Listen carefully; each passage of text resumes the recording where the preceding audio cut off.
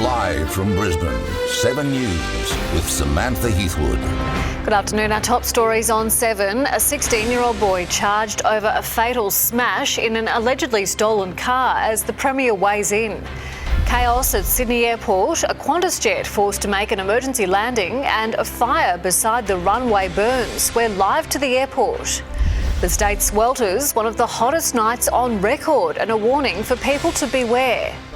And Joe Biden addresses the Democrats' election loss, promising a peaceful transfer of power.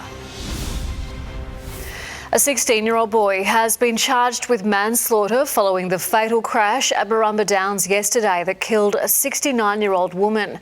As Jordan Bissell reports, it's alleged the teen carjacked the Audi at gunpoint. Good afternoon. 7 News has obtained exclusive CCTV of a rampage in a stolen car, moments before a woman was killed by a car allegedly driven by a 16-year-old car thief. Police believe the teen is linked to the passengers of a stolen orange hatchback seen in the area at the time. The CCTV is from a neighbour who was almost hit by that car moments before the Audi was carjacked at gunpoint. That blue hatchback then collided with the white Corolla at Marumba Downs, killing 69-year-old grandmother Rosemary Franzidis, who was driving the Toyota. The 16-year-old faced a children's court hearing today, charged with manslaughter and several other serious offences. We can't tell you what happened during his appearance because his lawyer successfully applied to have the media barred. That's despite recent changes to the law allowing the media to cover children's court matters. The offender having more rights than the victim will be a thing of the past. Part of our changes will involve opening up the courtroom so that Queenslanders get visibility on what happens in that justice process. Outraged locals have started a makeshift memorial, laying flowers at the intersection of Dolly's Rocks Road and McClintock Drive. Huge message that goes out to the youth that you make these choices and you pay consequences because it does affect the whole community. It consumed me yesterday to hear of that happening. I drive up and down this road all the time. It could have been anyone. We'll have more on this developing story in 7 News tonight at 6 o'clock. To a developing story now, and Sydney Airport has been dealing with twin emergencies today. A Qantas plane suffering engine failure while a grass fire broke out beside the runway. Reporter Angelique Opie is there. Angelique, are they having an impact on flights? Well, Samantha, the backlog has now cleared, but these emergencies impacted thousands of passengers moving through Sydney Airport. They're now being told to check with their airlines for any delays. This engine failure happened on an old Qantas 737, the flight bound for Brisbane, confirmed by Air Services Australia. That triggered a grass fire nearby. Video captured by passengers shows smoke billowing next to the third runway. The plane took off, circled in the air for a brief time before it was forced to make an emergency landing just after 1 p.m. Passengers say they heard a loud bang coming from the right engine of the plane. Hats off to Qantas there, handled everything pretty well. Yeah, good to see they didn't go up in flames or anything like that, but yeah, everything was under control by the sounds of it. A bit scary, and yeah, but I knew that we'd be safe because they were all very good staff. Those passengers have been told they will be diverted onto other planes to Brisbane. There was an emergency response as the fire was brought under control. Qantas says its pilots are highly trained to handle these sorts of situations, but no doubt there will be a thorough investigation into what caused the engine failure. Samantha. Angelique Opie in Sydney, thank you. Well, Queenslanders are being warned to stay cool and hydrated as heatwave conditions continue across the state. Brisbane residents sweltered through the warmest November night since 2008, as Rosanna Kingson explains. Well, after a very hot night, temperatures have soared across Queensland today, reaching into the low 40s in the northwest of the state, while down in the southeast, Brisbane residents have dodged the worst of it, with cloud cover acting as a shield over the city, knocking maximum temperatures on the head. Overnight, the minimum was 24.4, the warmest November night in Brisbane since 2008. Heatwave conditions prompting a warning from emergency services for Queenslanders to stay cool and hydrated. Paramedics expecting an increase increase in heat-related calls to 000. This is not a time to be outside building retaining walls or mowing the lawn. Do that when it's cooler. But most of all, stay hydrated, because if you stay hydrated and stay cool, it allows your body to prevent the potential of getting a heat-related illness. In southeast Queensland, we've had a deck of cloud across the southeast this morning. That has pegged the daytime maxes back into the low 30s, but it is humid. Dew points in the low 20s. The southeast is also on storm watch this afternoon, and while that cloud cover could hinder the potential, the Weather Bureau says a trough coming in from the west and a southerly change could trigger severe storms. Now to Tony Auden, and are we seeing any of those expected storms yet? Sam, no, not really. It's all very quiet out there at the moment. Now, as we've heard, this thick deck of cloud has really affected our temperatures both overnight and today, and we're all getting, in terms of precipitation, some very light showers, and they're mostly in the form of virga. That's rain that evaporates before hitting the ground, and you can actually see it behind me here. It's this little smudgy area. Now, checking in on those latest temperatures, most spots were a good 4 or 5 degrees cooler than forecast today, but still pretty steamy out there. 28 degrees on the Gold Coast, Brisbane topped out at 30, and even Ipswich only reached 34 degrees. Now, zooming out, we can see the tail end of that cloud lying inland, with hotter conditions in the clear air behind all of that. Some isolated storms further west over the Maranoa and Warrego. Now, if we're going to see anything later in the southeast, it would develop around the ranges and then head our way, but the chances are dropping by the minute. Sam, I'll be back soon with the forecast. Thank you, Tony. Well, to breaking news now, and Queensland's Chief Health Officer, John Gerard, has announced his resignation after 3 years in the job. Premier David Crisafulli says Dr Gerard actually tendered his resignation in October while the government was in caretaker mode. Mr Crisafulli thanked him for his service. He'll formally step down on the 12th of December. It's understood he'll return to a clinical role full-time. President Joe Biden has defended Kamala Harris's campaign, insisting it had been inspiring and she should be proud of her work. Addressing America from the White House, he pledged there would be an orderly transfer of power to President-elect Donald Trump. David Woywood reports. Well, this was an address to the nation after an historic election, but tucked inside that message today, a message of support to Democrats still hurting after Tuesday's bruising defeat.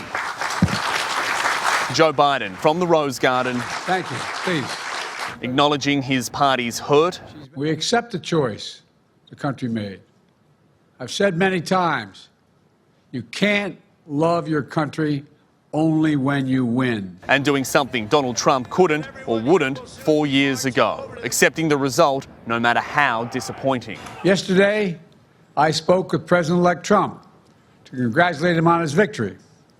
And I assured him that I'd direct my entire administration to work with his team to ensure a peaceful and orderly transition. That's what the American people deserve. Internally, though, Democrats are seething. They've lost the White House, the Senate, and likely too the House of Representatives. I'm going to speak some hard truths to my friends in the Democratic Party. We are not the party of common sense. It's knives out after a crushing blow, with Harris unable to outperform Biden in a single county, begging the question. Does President Biden believe he could have won if he stayed in this race? President Biden believes that he made the right decision when he decided to step aside. From Hollywood critics, tears as late night stagers confronted the result. Well, of course, Trump's already super busy. First, he's got to move all those classified documents back into the White House. But it's all academic now for the resurgent Republican Party. This will truly be the golden age of America. That's what we have to have. Their raging red majority has given the president-elect freedom to make almost any political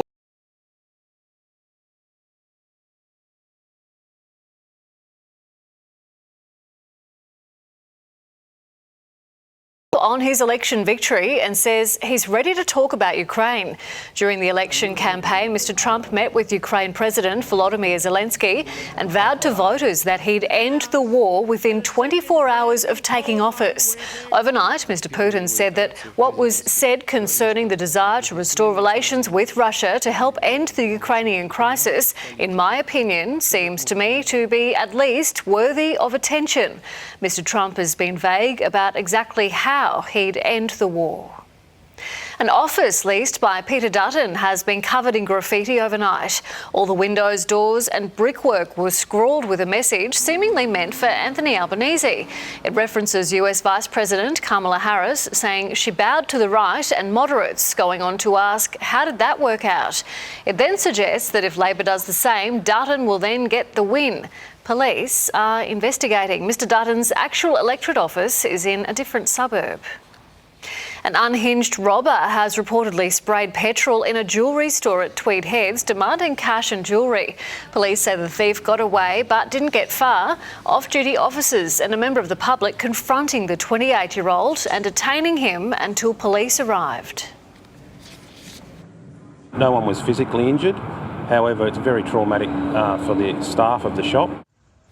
Police are still looking for a female accomplice, last seen driving a red Hyundai i30 towards the border. State and territory leaders have backed in Anthony Albanese's social media ban for under-16s during a virtual national cabinet meeting today. As Josh Martin reports, one premier pushed for a different age. Good afternoon. Tasmania's Liberal government proposed an age limit of 14 but has fallen in line with the rest of the country as the Albanese government hopes to introduce these laws before Christmas. The Communications Minister says research from the UK was relied upon to reach the age limit of 16. New details this afternoon about how this ban will work. Educational platforms like YouTube Kids will be exempt, while apps like Snapchat, X and Facebook will be restricted. Gaming will also be exempt from the ban, but there is a grey area around games that involve chat rooms and social interaction. Labor admitting this plan isn't foolproof. We want to say up front that this won't solve all of the problems. The safety and mental health of our young people has to be a priority. Peter Dutton and the Coalition proposed it 5 months ago. I'm glad we're getting there. I'm hearing that there might be a couple of loopholes in the legislation. I hope there isn't. Child psychologists and tech experts have big doubts over the effectiveness of this plan, acknowledging that kids are tech savvy and will use VPNs or their parents' accounts to sidestep the age ban. Experts are calling for a greater focus on education, teaching kids the do's and don'ts of social media etiquette rather than prohibition. Parents also stepping in and actually raising their kids and teaching them some values and ensuring they've got a support system that's there for them if they do come across something online that they don't like or don't agree with. Parents and kids won't face punishment under the new laws, but tech platforms will. Those exact penalties are yet to be revealed. Still to come, a controversial OnlyFans creator has her visa cancelled. Why Bonnie Blue isn't welcome at Schoolies Week on the Gold Coast. Aussie radio legend John Laws signs off for the last time. And 3 people arrested over the death of One Direction's Liam Payne.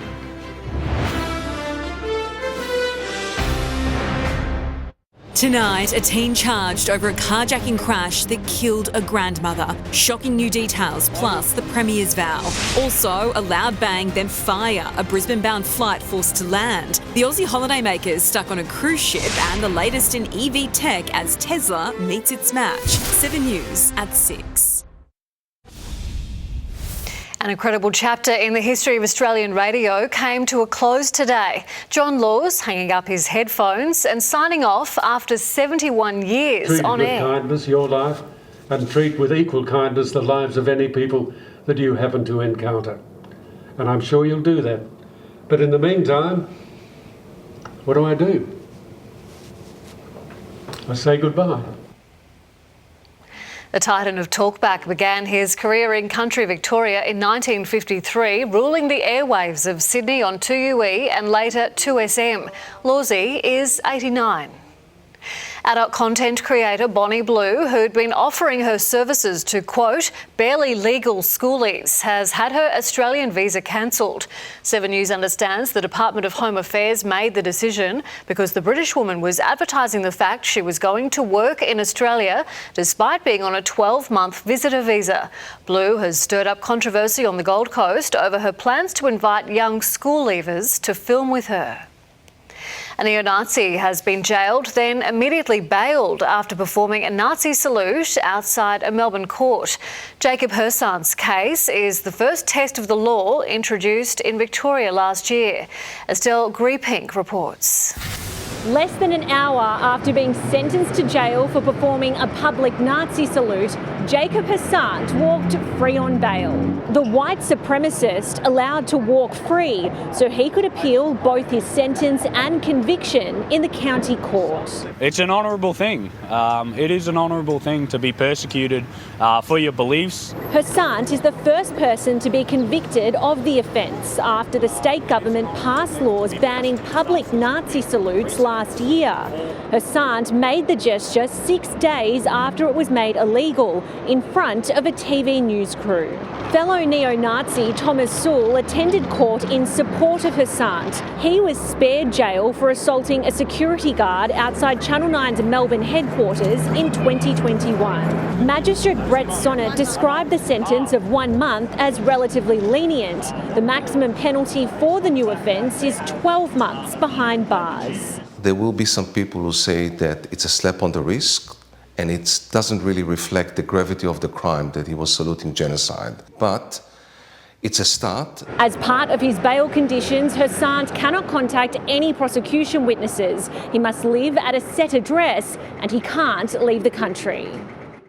3 men have been charged over the death of former One Direction singer Liam Payne. He was killed when he fell from the third-storey balcony of a hotel in Buenos Aires last month. Toxicology tests revealed he had alcohol, cocaine and antidepressants in his system. The 3 are reportedly a friend of the singer, a hotel worker and a suspected drug dealer. Germany is in political meltdown with its coalition government collapsing. Chancellor Olaf Scholz sacked his finance minister, who then pulled his Free Democrats party from the three-party coalition. The 2 men had been at odds over the handling of Germany's weak economy. Chancellor Scholz says he'll now call a confidence vote in mid-January. Just ahead, cosplay and manga fans descend on the Brisbane Convention Centre for Comic Con. And in sport, Wreck-It Ralph, our one-day team demolished by a Pakistan speed demon.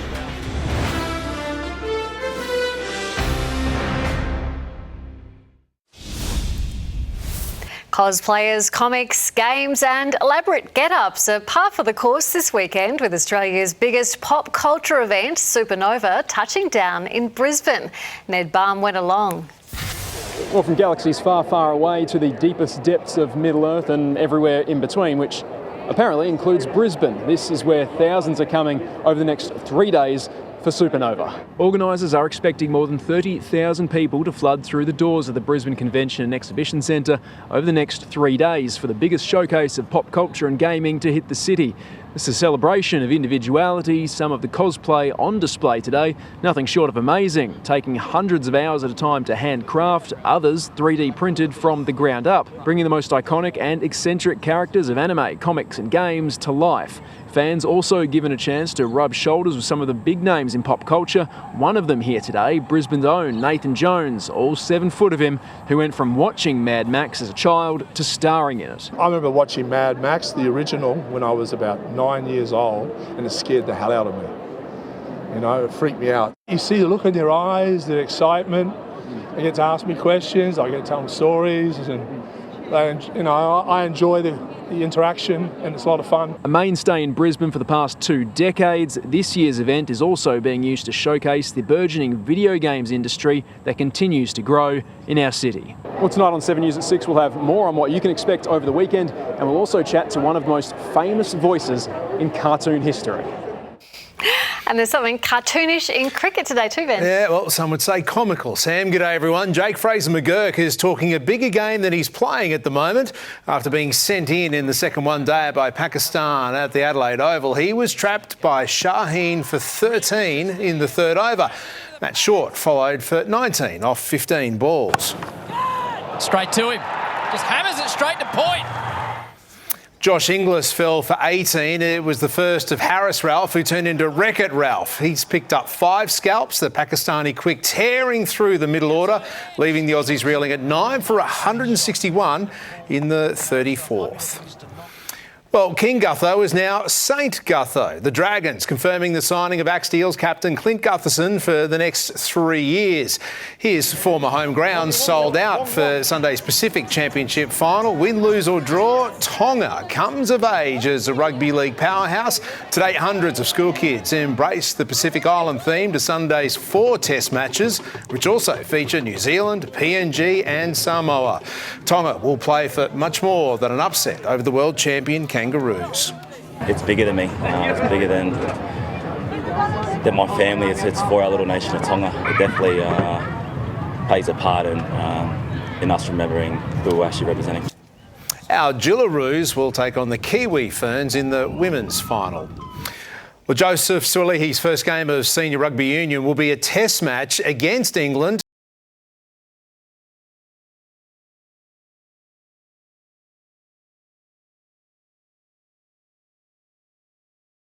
Suolihi's ability to adjust defensively and to rugby's stricter high tackle laws. We've got a confidence that he'll adapt really well. If it's not well enough, well, at least it's a first step. Suolihi will be the first player since Matt Giddo in 2002 to debut for Australia before playing Super Rugby. A lot of debates about this, Sam. At 6, we'll find out what a former Wallabies captain has to say. It's very controversial. Thank you, Ben. Well, now to Amanda. On the Gold Coast, what do you have coming up in the 5:30 bulletin this evening? Good afternoon, Sam. Well, our reporter arrived at a Tweed Heads jewellery store not much longer after a robber sprayed petrol on the counter, demanding cash and jewellery. We'll have her full report. Plus, hammer attack nightmare, a reality star's rampage caught on camera. Also, a 4-day blitz in search of bikies. Police kicked down doors across the Gold Coast. 60 charges have been laid. And a new jersey that brings back memories. Titans legends. Think it will mark a new era. Sam, we certainly hope so. We have a first look at those jerseys at 5:30. Oh, looking forward to it. Thanks, Amanda. Well, our Gold Coast viewers are off to the chase now. Then join Amanda and Steve for your local news at 5:30 and Sarah at 6 o'clock.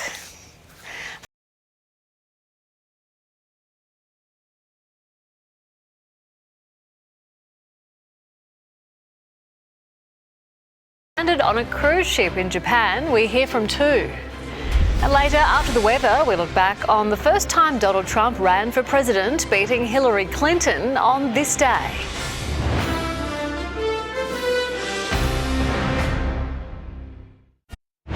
Live from Brisbane, 7 News with Samantha Heathwood. Looking at our top stories this afternoon, and a 16-year-old boy has been charged with manslaughter over a fatal crash at Marumba Downs yesterday that killed a 69-year-old woman. It's alleged the teen hijacked the car at gunpoint before running a red light. A Qantas flight from Sydney to Brisbane has been forced to make an emergency landing after a reported engine explosion sparked a grass fire by the runway. The plane returned safely to Sydney. No passengers were hurt. And it's been announced Queensland's Chief Health Officer, Dr. John Gerard, is stepping down. He actually tendered his resignation just before the state election. His last day will be December 12. Joe Biden has defended the disastrous election campaign of Kamala Harris, insisting it had been inspiring and she should be proud of her work. Addressing America from the White House Rose Garden, the outgoing US president promised a peaceful transition of power.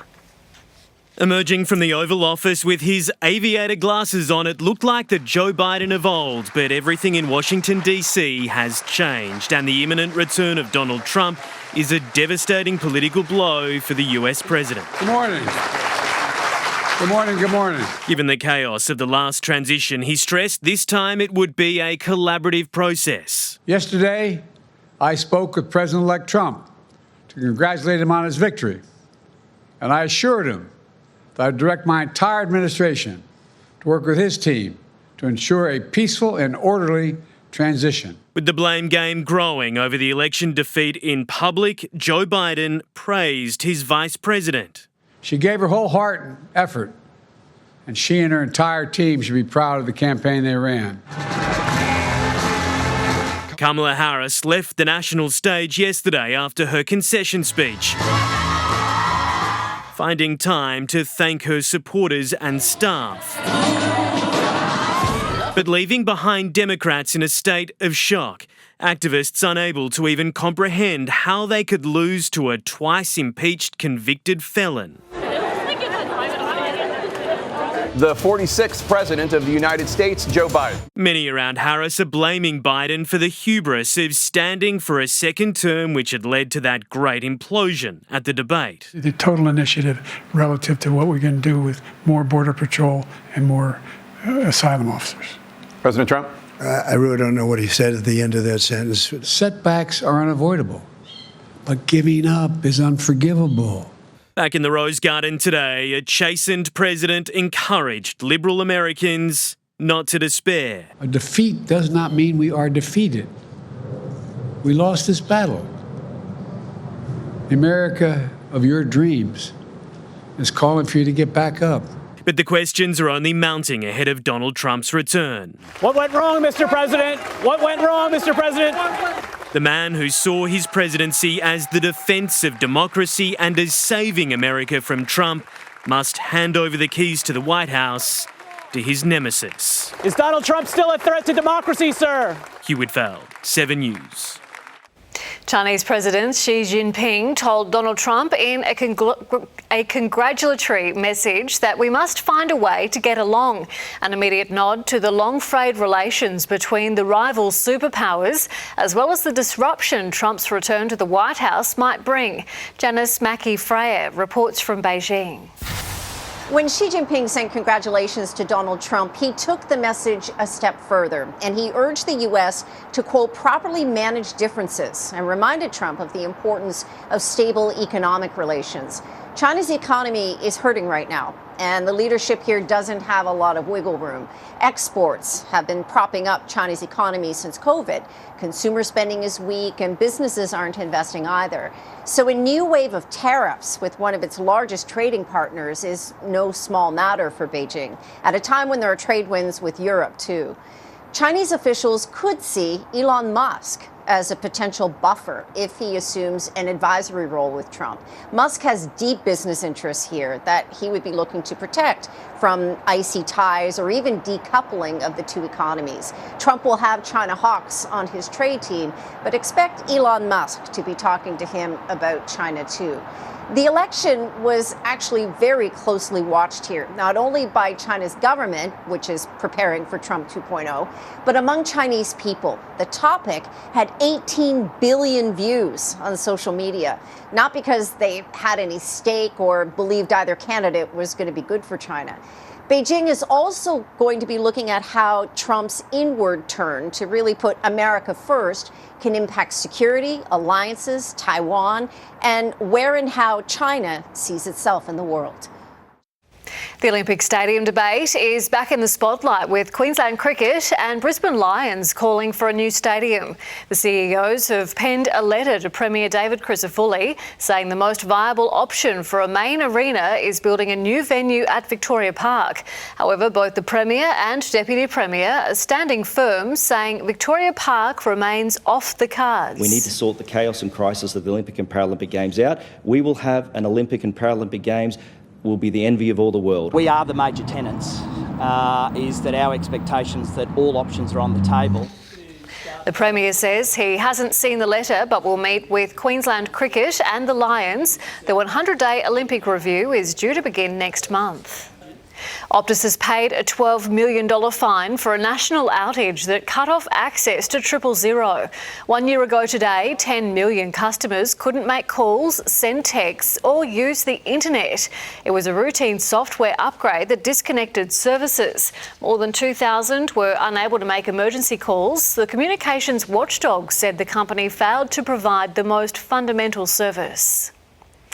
Well, it promises to be another busy Saturday in the southeast's real estate market following Brisbane's bumper 182 properties that went under the hammer last week.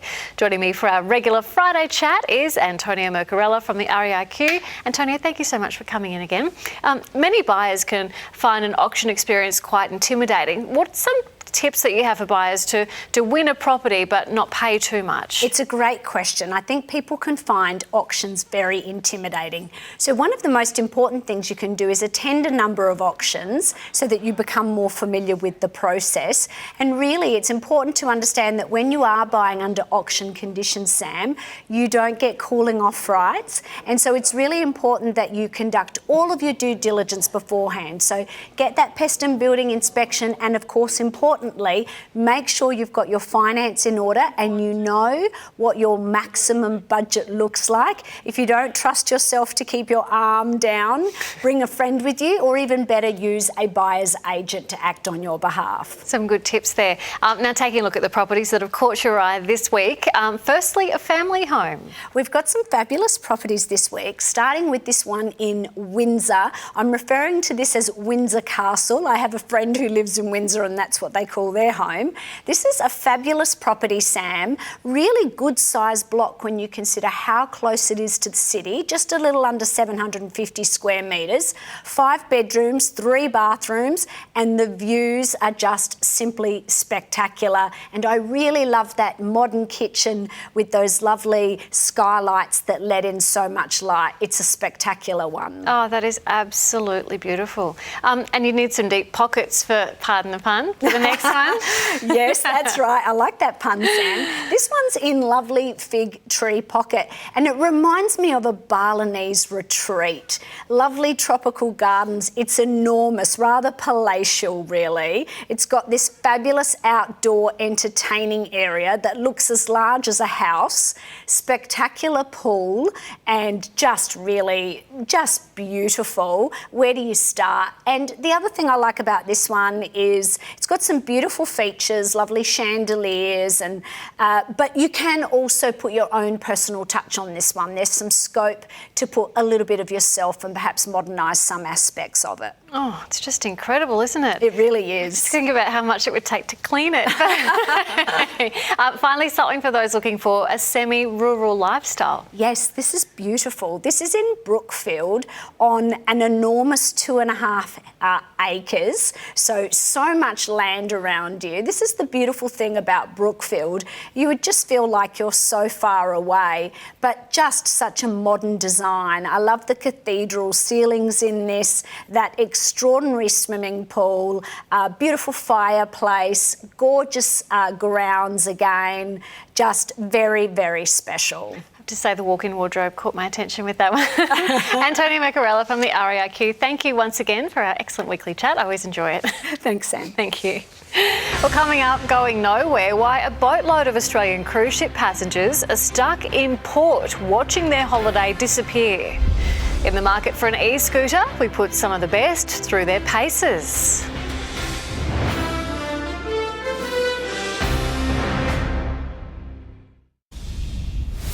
More than 100 Australians are stuck on board a cruise ship in Japan. Royal Caribbean's Spectrum of the Seas was set for a 7-night voyage, but an engine issue has thrown the trip into disarray. We spoke to a Melbourne couple, Steve and Karen, who are stuck on board.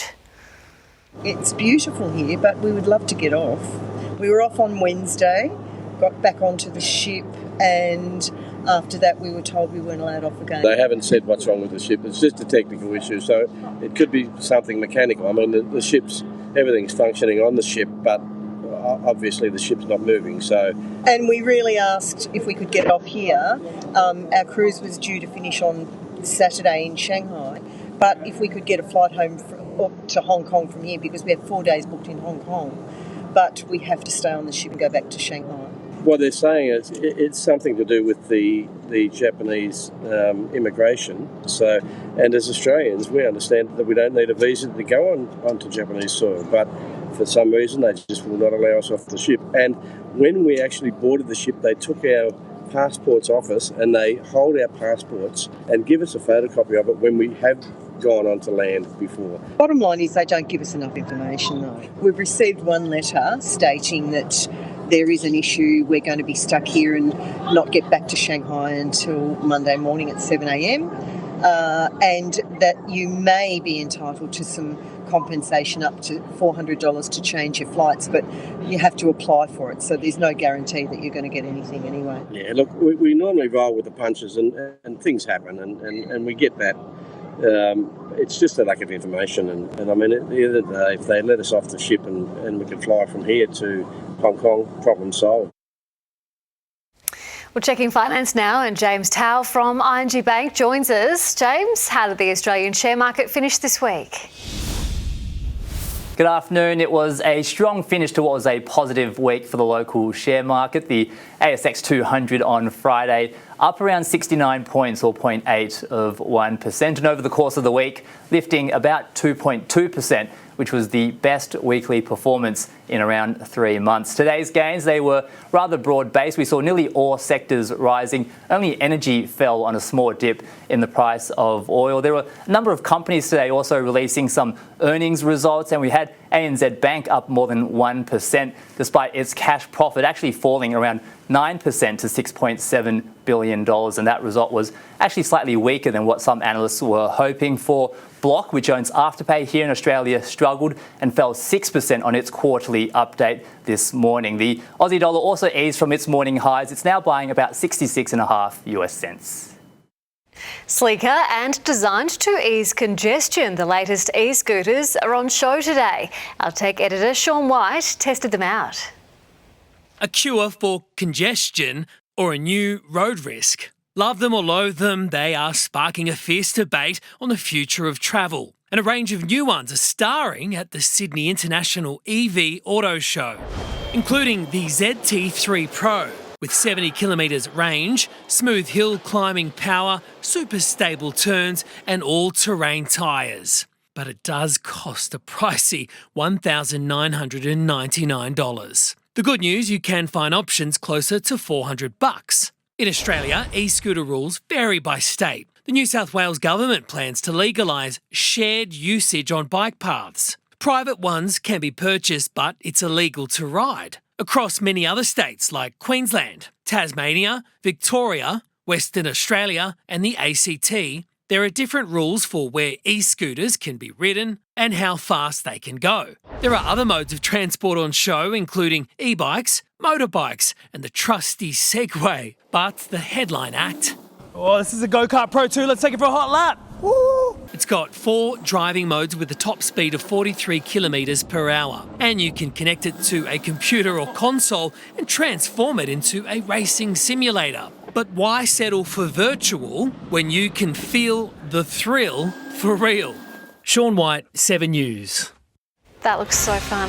Well, still to come, we take a look back 8 years ago when Donald Trump beat Hillary Clinton in his first race to the White House.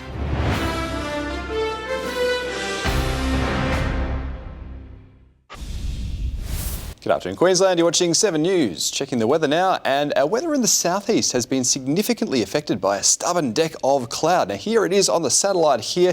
Doesn't look like that much, but it's managed to keep our nighttime minimums up, our daytime maximum slightly cooler than forecast, and suppress any storm development in the southeast so far at least. Having said that, we are seeing a bit more activity further west near this trough. Now looking ahead, if we do see more storms build over the Darling Downs this evening, then we could get a couple of drops across the southeast after dark.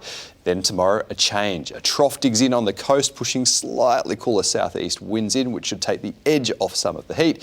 But we still have a narrow strip of instability along the coast and ranges, as shown by these blue shades here, so you can't rule out the odd shower or storm in these areas.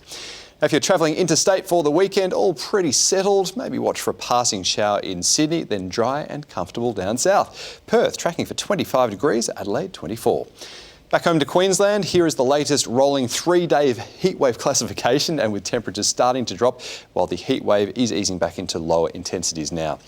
In the tropics tomorrow, blue skies as far as the eye can see along the east coast. Cairns and Townsville up to steamy tops of 33 degrees, Mackay 32. Over southern districts, mostly dry, though you can't rule out some hit and miss showers and storms running from near Emerald down the ranges, maybe towards Gympie as well, a top of 35 there. In the southeast, we could still get a couple of drops overnight, then partly cloudy and slightly cooler tomorrow. The odd rogue shower possible, but they'll be few and far between. 23 overnight, up to 30 degrees in Brisbane, 29 by the Bayside. Sam will have the full forecast at 6, and we do have some more rain lingering on the horizon. Tony, you're ruining my weekend. Thank you. Well, for the Democrats, it probably feels like history repeating as Donald Trump prepares to return to the White House. On this day in 2016, he claimed victory over Hillary Clinton, another election shock that no poll had predicted.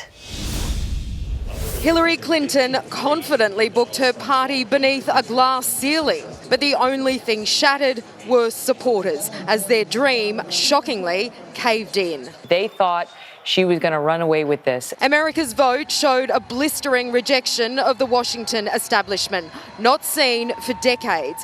Before the polls even closed, Clinton tweeted, "This team has so much to be proud of. Whatever happens tonight, thank you for everything."